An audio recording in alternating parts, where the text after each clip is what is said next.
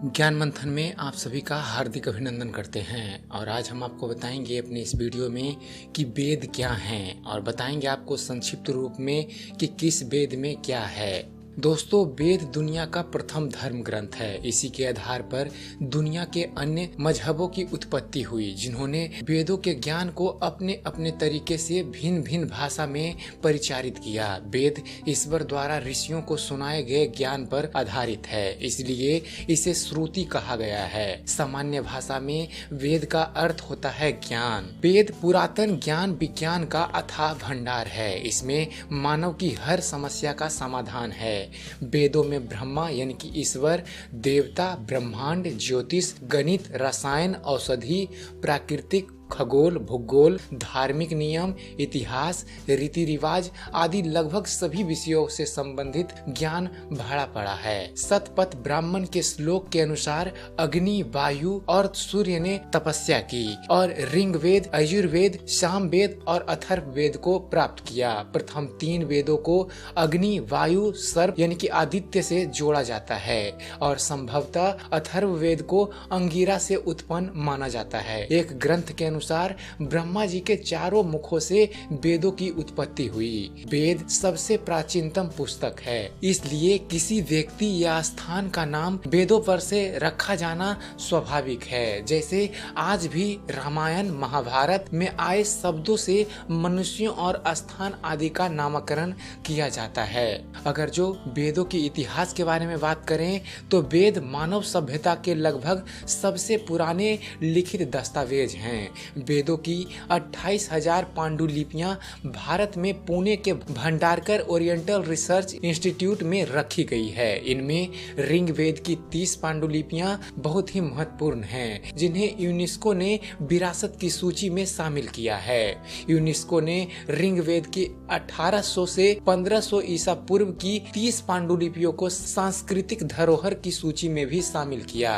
उल्लेखनीय है, यूनेस्को की 158 सूची में भारत की महत्वपूर्ण पांडुलिपियों की सूची 38 है। वेदों के उपवेद के बारे में आपको बताएं, ऋग्वेद का आयुर्वेद, यजुर्वेद का धनुर्वेद, सामवेद का गंधर्व वेद और अथर्ववेद को स्थाप्त्य वेद, क्रमशः चारों वेद के उपवेद बताए गए हैं। वेदों के मुख्यतः 4 विभाग होते हैं: ऋग्वेद, यजुर्वेद, सामवेद और अथर्ववेद। ऋग स्थिति, यजु रूपांतरण, साम गतिशील और अथर्व जड़। ऋक को धर्म, यजु को मोक्ष, साम को काम, अथर्व को अर्थ भी कहा जाता है।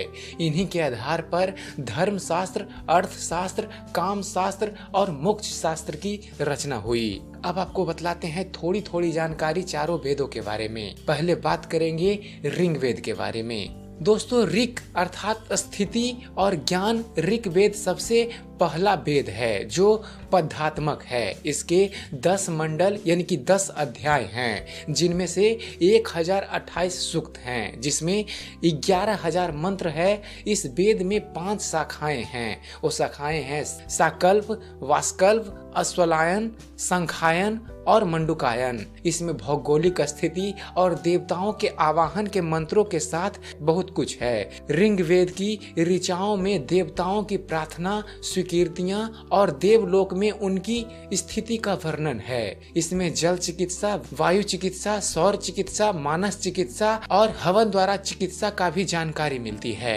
ऋग्वेद के 10वें मंडल में औषधि युक्त यानी दवाओं का जिक्र मिलता है। इसमें औषधियों की संख्या 125 के लगभग बताई गई है, जो 107 स्थानों में पाई जाती है। औषधि में सोम का विशेष वर्णन है। ऋग्वेद में चमन ऋषि का पुनः युवा करने की कथा भी मिलती है। बात करें यजुर्वेद की, तो यजुर्वेद का अर्थ होता है यत प्लस जू बराबर यजु। यत का अर्थ होता है गतिशील तथा जू का अर्थ होता है आकाश। इसके अलावा कर्म, श्रेष्ठतम कर्म की प्रेरणा। यजुर्वेद में यज्ञ की विधियां और यज्ञों में प्रयोग किए जाने वाले मंत्र हैं। यज्ञ के अलावा तत्व ज्ञान का वर्णन है। यह वेद गधमय है। इस वेद में यज्ञ की असल प्रक्रिया के लिए गध मंत्र हैं। इस वेद की 2 शाखाएं हैं। वो शाखाएं हैं शुक्ल और कृष्ण। अब बात करते हैं सामवेद की। साम का अर्थ होता है रूपांतरण और संगीत, सौम्यता और उपासना। इस वेद में ऋग वेद की ऋचाओं का संगीतमय रूप है। सामवेद गीतात्मक यानी गीत के रूप में है। इस वेद को संगीत शास्त्र का मूल माना जाता है। 1824 मंत्रों के इस वेद में 75 मंत्रों को छोड़कर शेष सारे मंत्र ऋग वेद से ही लिए गए हैं। इसमें सविता, अग्नि, इंद्र देवताओं के बारे में जिक्र मिलता है। इसमें मुख्य रूप से 3 शाखाएं हैं और इसके 75 ऋचाएं हैं। और चौथी है अथर्ववेद। अथर्व का अर्थ होता है कंपन और अथर्व का अर्थ है अकंपन।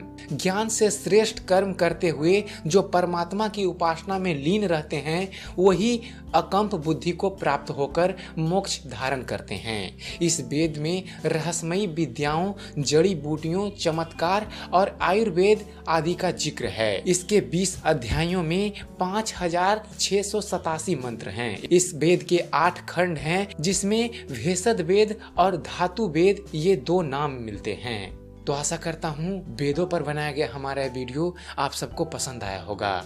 अगर जो आपको इस चैनल पर दी गई जानकारी, हमारी द्वारा बनाई गई वीडियो पसंद आती है तो लाइक करना ना भूलें। हमारे वीडियो को लाइक कीजिए, शेयर कीजिए, हमारे वीडियो के बारे में कमेंट कीजिए कि आपको यह कैसा लगता है। आपका एक कमेंट हमें अच्छी से अच्छी वीडियो बनाने के लिए प्रेरित करता है। और साथ ही साथ हमारे चैनल को सब्सक्राइब करना ना भूलें। हमारे चैनल को सब्सक्राइब कीजिए और देखते रहिए, जानते रहिए। धन्यवाद। जय हिंद।